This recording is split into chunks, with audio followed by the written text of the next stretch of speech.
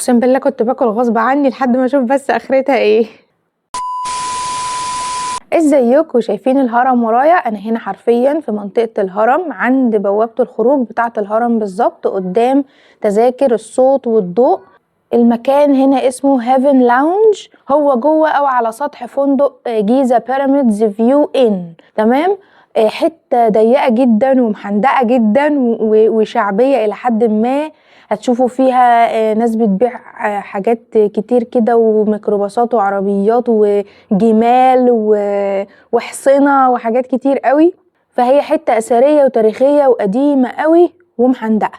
نطلع بقى فوق، ده المنظر من فوق من هيفن لاونج اللي هو الكافيه او المطعم اللي احنا هنقعد فيه النهاردة. بتشوف الاهرامات الثلاثة، بتشوف ابو الهول، بتشوف الطريق اللي من اول الهرم هناك لحد ما بيخرج من البوابة، كل الاتوبيسات والعربيات والحاجات ديت.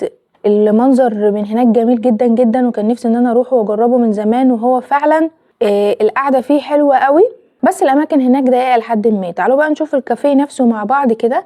ده الكافيه كده من اوله لاخره. الكافيه مش كبير قوي ولا صغير قوي، هو حاجه متوسطه، وجنبه كافيهات تانية تبع الفنادق تانية. طبعا الفنادق هناك مش فنادق بمعنى الكلمه، يعني هي فنادق محندقه وصغيره كده قوي وقديمه. ولما ننزل في اخر الفيديو هوريكم اسامي الفنادق التانية اللي جنبه كمان. يعني شايفين مثلا الكافيتيريا اللي تحت دي، كل الاسطح تقريبا هناك معموله كافيتريات عشان تطل على منظر الهرم ومنظر ابو الهول، ومن فوق كمان في كافيتريات تانية تحس انها متدرجه كده. تعالوا بقى نخش على المنيو بتاعهم على طول.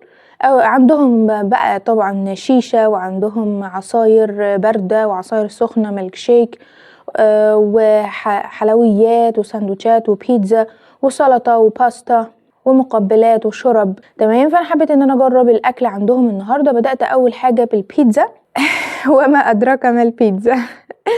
هي شكلها كان حلو بس تعالوا بقى نقول بسم الله الرحمن الرحيم كده وندوق واحده واحده. طبعا الاكل ملوش علاقه بالمكان خالص، يعني اللي احنا هنقوله عن الاكل ده مش معناه ان المكان وحش، لا ابدا. القعده جميله والهواء يرد الروح ورؤيه الاهرامات لذيذه قوي، تحس انك بتصفي ذهنك.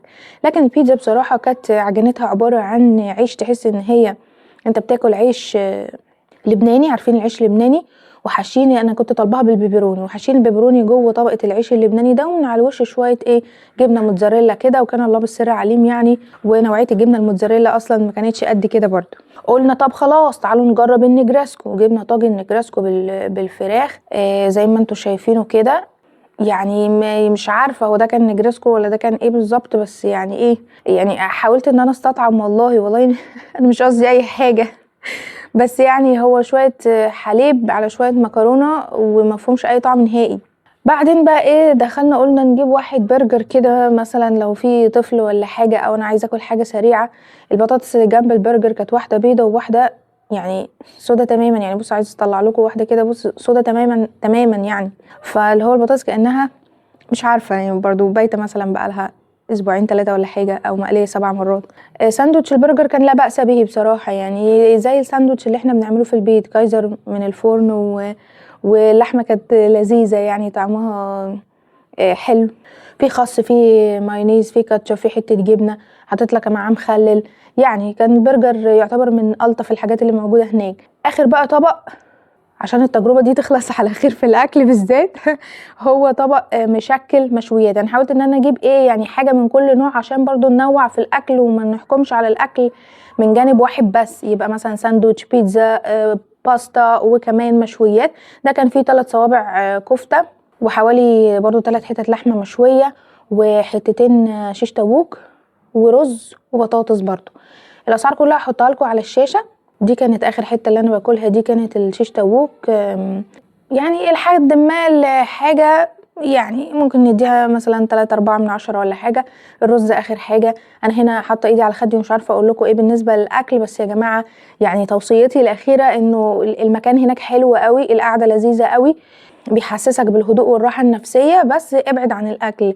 اشرب حاجه بارده، حاجه سخنه، حاجه ساقعه، اللي يعجبك، بس ابعد عن الاكل يعني الحقيقه. تعالوا بقى ننزل كده على السلم. ده السلم اللي احنا بننزل وبنطلع منه للكافيه فوق.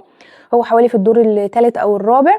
وهتلاقي وانت طالع بقى كده اللي هي ايه بقى جيزة بيراميدز فيو ان، اللي هو الاوض بقى بتاعه الفندق نفسه ده، طبعا لو اجانب او حد حابب يقعد في وش الاهرامات على طول او حاجه. لما نزلنا بقى تحت في بانوراما فيو ان، ده فندق تاني او مكان تاني فيه برضو لاونج او فيه كافيتيريا فوق، فيه تري لاونج برضو، ده مكان تاني في نفس المكان على نفس الصف. بس كده، لو عجبكم الفيديو اعملوا لايك واعملوا شير، اشوفكم الحلقه الجايه، باي باي.